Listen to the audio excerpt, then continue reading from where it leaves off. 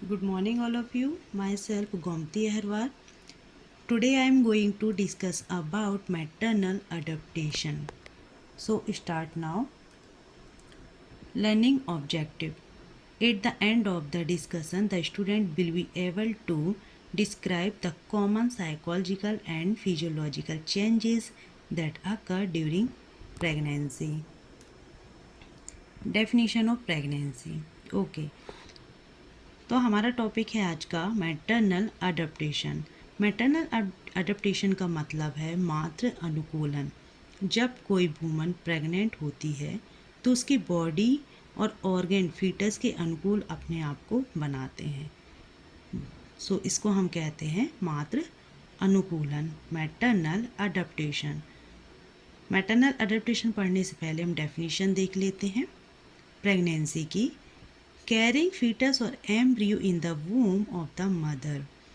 Okay, एक mother जो है, जो प्रेग्नेंट वूमेन है, वह अपने अंदर कैरी करती है वूम में एम्ब्रियो और फीटस को। बिफोर 8 वीक को हम, जो बेबी होता है उसको हम एम्ब्रियो बोलते हैं। आफ्टर 8 वीक के बाद उसको हम फीटस बोलते हैं और आफ्टर डिलीवरी के बाद उसको न्यूबॉर्न बेबी बोलते हैं। It begin at fertilization and end of the delivery of the fetus. Pregnancy last for 40 week. Okay, यह स्टार्ट हो जाता है फर्टिलाइजेशन से। हम सभी जानते हैं फर्टिलाइजेशन मीन्स जब एक ओवम और स्पर्म मीट करते हैं तो फर्टिलाइजेशन होता है। सो यह प्रोसेस स्टार्ट हो जाती है फर्टिलाइजेशन से और एंड होती है जब फीटस की डिलीवरी हो जाती है और प्रेगनेंसी चलती है last for 40 week. Then second definition है the period of the time from confirmation of implantation until expulsion or extraction of the fetus. Okay, यह वह टाइम पीरियड है जब कंफर्म हो जाता है कि एक मदर प्रेग्नेंट है और जो कंसेप्शन का प्रोडक्शन है वह इम्प्लांटेशन उसका हो गया है। और यह कब तक चलता है? जब तक कि फीटस की डिलीवरी नहीं हो जाती, मतलब फीटस का एक्सपल्शन और एक्सट्रैक्शन नहीं हो जाता, तब तक यह प्रोसेस चलती है according to National Institutes of Health. Then introduction. Pregnancy is a normal life event that involve considerable physical and psychological adjustment for the mother. Okay, pregnancy जो है वह एक सामान्य प्रक्रिया है that involve considerable physical and psychological adjustment, जिसमें mother के लिए शारीरिक और मनोवैज्ञानिक समायोजन शामिल होते हैं। प्रेगनेंसी के समय जो एक महिला होती है उसके अंदर बहुत सारे चेंजेस होते हैं। During pregnancy a women a body undergoes significant changes that effect virtually every organ to adapt and support the pregnancy and the develop of the growing fetus. Okay, बहुत सारे शारीरिक परिवर्तन होते हैं जो गर्भावस्था और बढ़ते भ्रूण के विकास को अनुकूलित करने और समर्थन देने के लिए लगभग हर ऑर्गन को क्या करते हैं? अफेक्ट करते हैं, प्रभावित करते हैं। Then Definition. Pregnancy is a normal life event that involve considerable physical and psychological adjustment for the mother. एक मदर के लिए फिजिकल और साइकोलॉजिकल एडजस्टमेंट होता है। The period from conception to birth है और यह जो टाइम पीरियड है वह स्टार्ट हो जाता है कंसेप्शन से लेकर बर्थ तक। Then common terminology. यह टर्मिनोलॉजी जो आगे यूज होगी जब भी कोई महिला प्रेग्नेंट होती है और जब पीबी करते हैं, वेजाइनल एग्जामिनेशन करते हैं, सो ये कुछ साइन है जो अर्ली विजुअल हो जाते हैं, है ना। जैसे फर्स्ट है चैडविक साइन। यह जो साइन है यह 6 to 8 वीक में विजुअल होने लगता है। इसमें क्या होता है? वेजाइनल म्यूकोजा एंड सर्विक्स के आसपास का जो एरिया है वह ब्लूइश और पर्पल कलर का दिखाई देता है। Then Goodell sign. Goodell science क्या है? वो 5 वीक के आसपास दिखाई देता है। Then softening of the cervix, जो सर्विक्स है वह सॉफ्टनिंग हो जाती है उसकी। देन है हैगर साइन। हैगर साइन जो है वो 6 to 12 वीक में दिखाई देता है। Softening of the lower uterine segment और इस्थमस। ओके, यूट्रस का जो पार्ट है लोअर यूट्राइन सेगमेंट और इस्थमस, उसमें क्या हो जाता है, सॉफ्टनिंग आ जाती है। देन देखिए इस पिक्चर में विजुअल हो रहा है चैडविक साइन, जो डिस्कलरेशन है सर्विक्स के आसपास का एरिया है, vaginal and labia while pregnant. Okay, then isthmus है, जब हम एब्डोमिनल एग्जामिनेशन करेंगे और पीबी एग्जामिनेशन करेंगे तो हमको सॉफ्टनेस फील होगा इस्थमास में और सर्विक्स के पास।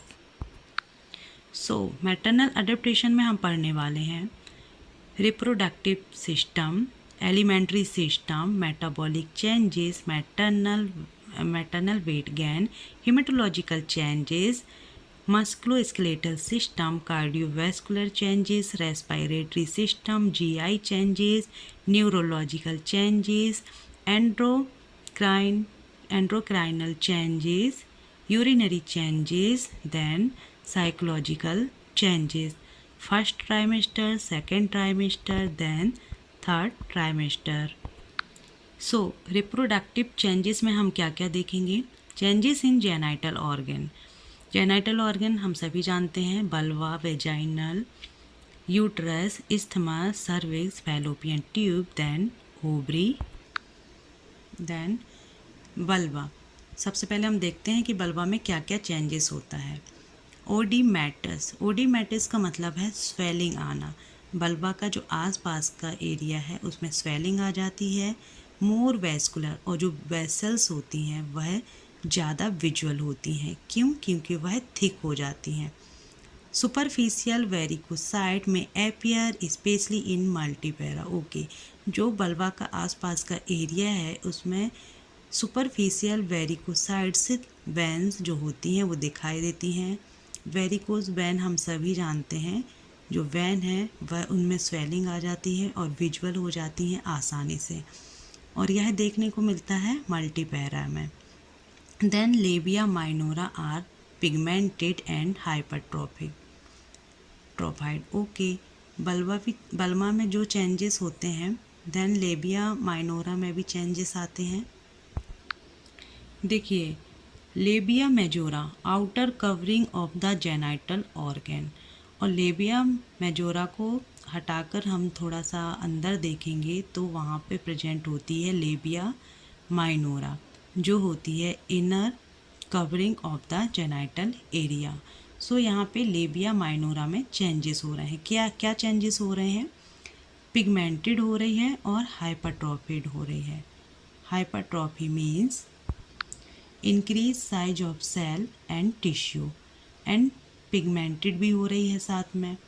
ये इसलिए हो रहा है क्योंकि हार्मोन्स होता है जो ईस्ट्रोजन, वह रिलीज होता है, और ईस्ट्रोजन इसलिए रिलीज होता है कि यहाँ के जो टिश्यू और सेल्स हैं उनको स्ट्रॉन्ग बना सके, और उसके साथ ही जो मेलेनिन हार्मोन्स है वो भी रिलीज होता है, और मेलेनिन जब ज़्यादा हो जाता है तो उसके कारण क्या होता है, लेबिया माइनोरा के आसपास पिगमेंटेड जैसे दिखाई देता है।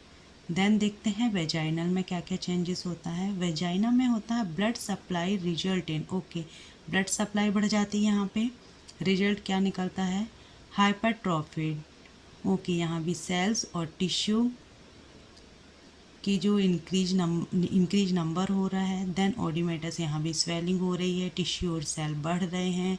मोर वेस्कुलर, जो वेस्कुलर हैं, जो ब्लड सप्लाई है वो बढ़ जाती है, थिक हो जाती है, जिसके कारण आसानी से विजुअल होती है। Increase blood supply of the Venus plucks arounded the ball. Okay, जो वीनस प्लक्सिस होता है उसकी भी सप्लाई, ब्लड सप्लाई बढ़ जाती है, और जो वीनस प्लग्ड होता है, म्यूकस होता है, उसका सिक्रेशन भी बढ़ जाता है। Then the length of the anterior vaginal wall is increase, जो वेजाइनल वॉल होती है एंटीरियर पार्ट उसका इंक्रीज हो जाता है, बढ़ जाता है, और ये सब इसलिए हो रहा है क्योंकि एक बेबी को अडॉप्ट करने के लिए सारी तैयारियां चल रही हैं। देन क्या दिखाई देता है, चैडविक साइन, चैडविक साइन हम पहले पढ़ चुके हैं, जो ब्लूइश और पर्पल डिस्कलरेशन होता है। देन साथ ही हिक म्यूकस होता है। सर्विक्स के पास जो म्यूकस निकलता है वह थोड़ा और गाढ़ा हो जाता है, और वह म्यूकस क्या काम करता है, माइक्रो ऑर्गेनिज्म को हमारे यूट्रस में जाने से रोकता है। प्रेगनेंसी के टाइम पे कोई भी माइक्रो ऑर्गेनिज्म अंदर ना जा सके, इसलिए वह क्या हो जाता है, थिक हो जाता है। ओके, अब हम देखते हैं यूट्रस में क्या चेंजेस होता है। द यूट्रस शो, यूट्रस में क्या क्या दिखाई देता है, size, height and weight, hyperplasia.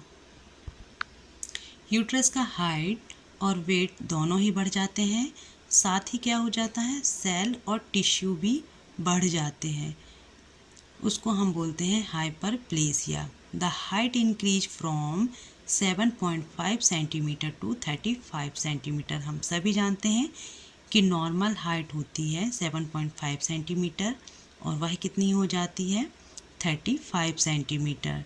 The weight increase from 60 gram. Okay, uterus का वेट जो है वो जो 60 ग्राम होता है वह हो जाता है 1000 ग्राम, 8 टन प्रेगनेंसी के टाइम पर। And capacity of uterus increase from 50 ml। जो नॉर्मल यूट्रस रहता है वो फ्लूइड जो एडॉप्ट कर सकता है वह कितना कर सकता है, 50 ml, बट प्रेगनेंसी में 5 लीटर तक उसकी डेंसिटी बढ़ जाती है। देन अगर हम शेप की बात करें, नॉन प्रेग्नेंट पायरिफॉर्म शेप। ओके, जो नॉन प्रेग्नेंट वूमन रहती है उसका जो यूट्रस का शेप रहता है वह रहता है पायरिफॉर्म, मीन्स नाशपाती के समान रहता है। सो अर्ली प्रेगनेंसी में भी वही शेप रहता है। बिकम ग्लोब्यूलर 8-12 वीक, जब 3 मंथ की प्रेगनेंसी कंप्लीट हो जाती है तो उसमें जो शेप दिखाई देता है वो ग्लोब्यूलर शेप हो जाता है। ग्लोब्यूलर शेप मीन्स एक ग्लोब के जैसे।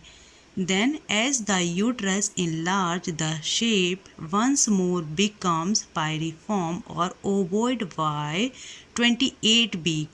ओके, 28 वीक के आसपास जो यूट्रस का शेप होता है वह हो जाता है ओवोइड।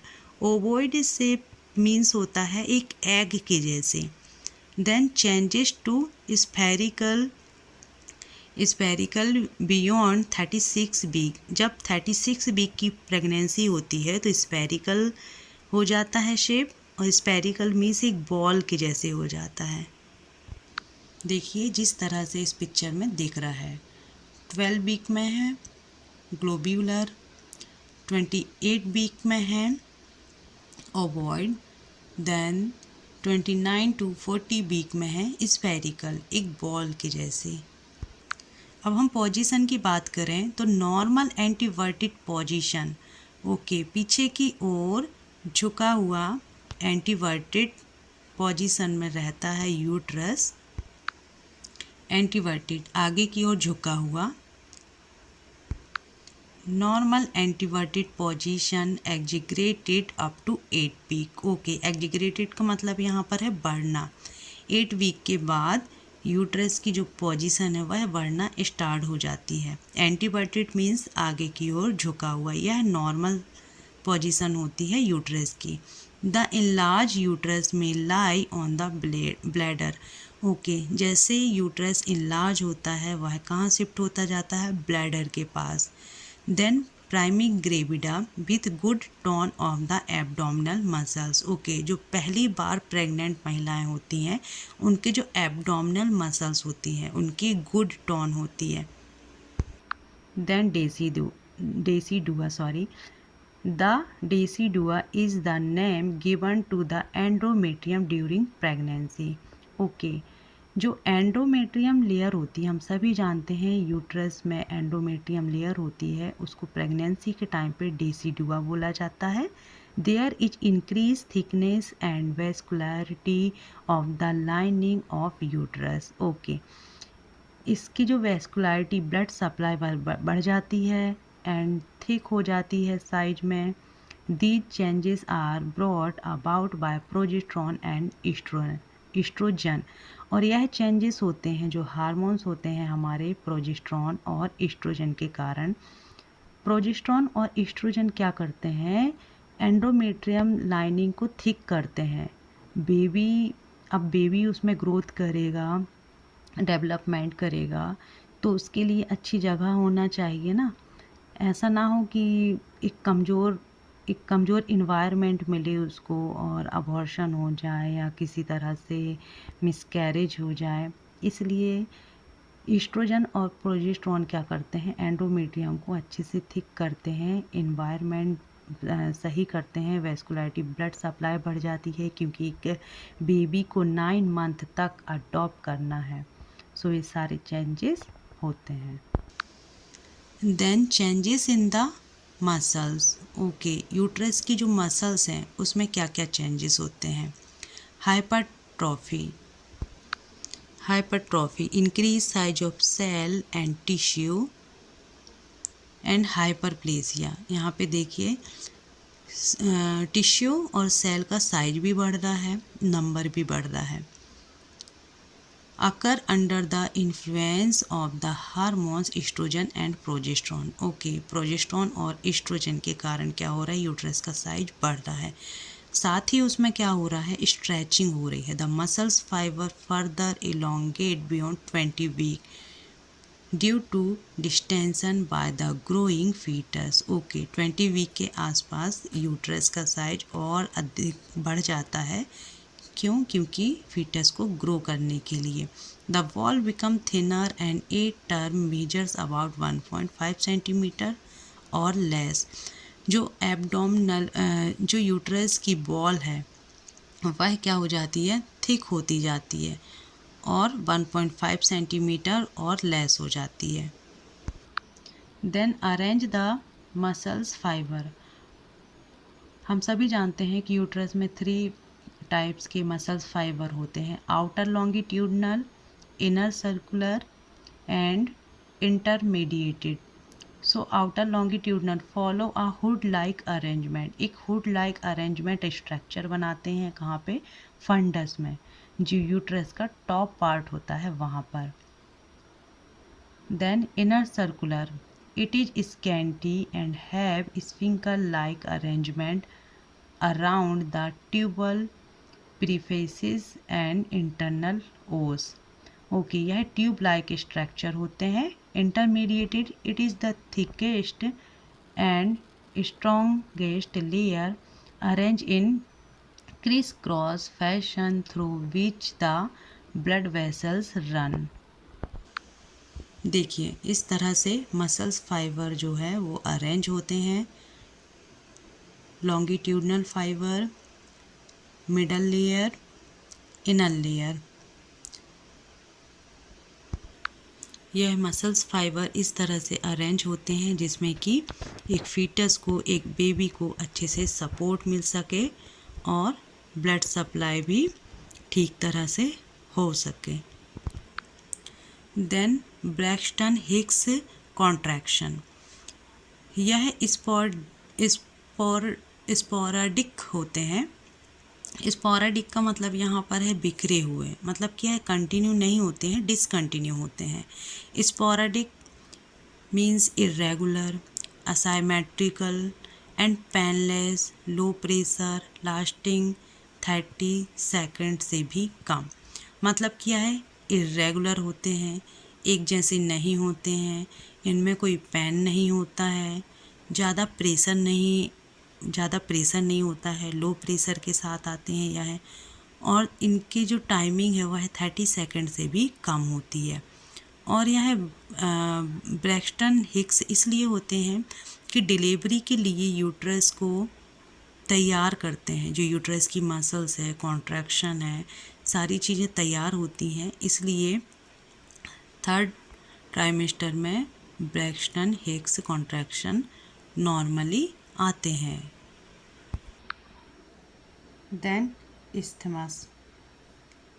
During the first trimester, isthmus hypertrophies and elongated to about 3 times its original length, become softener. Okay. पहली तिमाही के दौरान isthmus में क्या होता है, हाइपरट्रॉफी होती है और इसकी जो मेन लंबाई है वह 3 गुना तक बढ़ जाती है और सॉफ्ट हो जाती है। देखिए इस पिक्चर में दिख रहा है isthmus area, body of uterus, isthmus of uterus, cervix of uterus. Just cervix, जो सर्विक्स वाला पार्ट है उसके जस्ट ऊपर ही होता है इस्थमस, और इस्थमस की जो लंबाई है वह बढ़ती जाती है। जैसे कि यहाँ पे दिया गया है first trimester, second trimester, then third trimester, then cervix. Cervix में क्या क्या चेंजेस होते हैं? The cervix remain tightly close during the pregnancy. Okay, जो सर्विक्स होता है वह टाइटली क्लोज हो जाता है। क्यों? क्योंकि बेबी ग्रोथ करेगा, बढ़ेगा, तो उसका अबॉर्शन ना हो और वह नीचे ना आ सके, इसलिए टाइटली क्लोज हो जाता है। देन हाइपरट्रॉफी और हाइपरप्लेसिया होता है। नंबर ऑफ टिश्यू बढ़ते हैं, उसका साइज बढ़ता है, सेल बढ़ती है, इलास्टिक एंड कनेक्टिव टिश्यू भी बढ़ जाते हैं सपोर्ट देने के लिए। देन ब्लड सप्लाई बढ़ जाती है। Then softening of the cervix, जिसको हम बोलते हैं गोडल्स साइन, जो दिखाई देता है 6 वीक के आसपास। देन सेक्रीशन की बात करें तो secretion is copious and tenacious physiological leucorrhoea of pregnancy. Okay, pregnancy में देखा होगा जब भी हम वेजाइनल एग्जामिनेशन करते हैं तो सेक्रीशन थोड़ा सा ज़्यादा आता है। फिजियोलॉजिकल ल्यूकेरिया बोलते हैं हम उसको, और वह नॉर्मली होता है, और वो इसलिए होता है कि जिसमें कि माइक्रो ऑर्गेनिज्म जो है वो अंदर ना जा सके और उस जगह को थोड़ा सा टाइट कर सके। Then anatomical, the length of the cervix remain unaltered but become bulky. Okay, जो लेंथ होती है सर्विक्स की वह रिमेन अनअल्टर्ड हो जाती है और थोड़ा सा बल्की हो जाता है। उसके बाद देखते हैं फैलोपियन ट्यूब। फैलोपियन ट्यूब में क्या क्या चेंजेस होता है? Total length is increase, fallopian tube की भी टोटल लेंथ बढ़ जाती है। जो साइज होता है ट्यूब का वह थिक हो जाता है, और थिक होने के कारण ट्यूब क्या हो जाते हैं? कंजेस्टेड हो जाते हैं। मसल्स अंडरगो हाइपरट्रॉफी, और वह कंजेस्टेड इसलिए हो जाते हैं क्योंकि जो मसल्स होती हैं उसमें हाइपरट्रॉफी हो जाती है। देन जो नॉर्मल फैलोपियन ट्यूब की जो लेंथ है वह होती है 10 to 13 सेंटीमीटर, और थिकनेस 1.5 सेंटीमीटर तक थिकनेस बढ़ जाती है। ओवरी में क्या क्या चेंजेस होते हैं? Growth and function of the corpus luteum reached its maximum 8 week. Okay, जब ग्रेफियन फॉलिकल से ओवम रिलीज हो जाता है तो जो फॉलिकल होते हैं वो अपना स्ट्रक्चर चेंज कर लेते हैं, जिसको हम बोलते हैं कार्पस ल्यूटियम, और यह लगभग 8 वीक तक अपना काम करते रहते हैं। और हार्मोन्स जो होते हैं oestrogen and progesterone secretion by the corpus luteum, जो ईस्ट्रोजन और प्रोजेस्टेरॉन हार्मोन होते हैं वह कार्पस ल्यूटियम से रिलीज करते रहते हैं। वो इसलिए करते हैं कि एक बेबी के लिए इन्वायरमेंट बना सके। यूट्रस की जो लाइनिंग होती है, डेसिडुआ होती है, उसको थिक करने का काम करते हैं। जो ब्लड वेसल्स रहती है उसको थिक करने का काम करता है ईस्ट्रोजन और प्रोजेस्टेरॉन। सो सारी चीज़ों के लिए एक इन्वायरमेंट बनाना, सारी चीज़ों को क्या चेंजेस करना, किसके लिए? एक फीटस के लिए, बेबी को ग्रोथ और डेवलपमेंट करने के लिए एक इन्वायरमेंट बनाते हैं। Then control the formation and maintain of decidua of the pregnancy. Okay, जो फॉलिकल होते हैं उसके फॉर्मेशन को मेंटेन करते हैं 8 वीक तक, और डेसिड्यू को मेंटेन करते हैं। Then inhibit ripening of the follicle, और नए फॉलिकल बनने से रोकते हैं। जो भी इन्वायरमेंट होता है, जो भी थिकनेस होती है वह 8 to 10 वीक में पूरी हो जाती है। उसके बाद ये जो कार्पस ल्यूटियम होते हैं वह डिजेनरेट हो जाते हैं। देखिए स्ट्रक्चर में कार्पस ल्यूटियम इस तरह से स्ट्रक्चर चेंज हो जाता है फॉलिकल का। आज हमने पढ़ा physiological changes and maternal adaptation में सबसे पहला टॉपिक पढ़ा हमने रिप्रोडक्टिव सिस्टम में जो जो चेंजेस हुए वो हमने सारे पढ़ लिए हैं। आई होप आप सबको समझ में आया होगा। प्लीज़ चैनल को सब्सक्राइब कर दीजिए, बेल आइकॉन पर क्लिक कर दीजिए और लाइक कर दीजिए। Thank you. नेक्स्ट वीडियो में हम पढ़ेंगे आगे के सारे टॉपिक जो रिलेटेड हैं मैटरनल अडेप्टेशन से। Okay, thank you.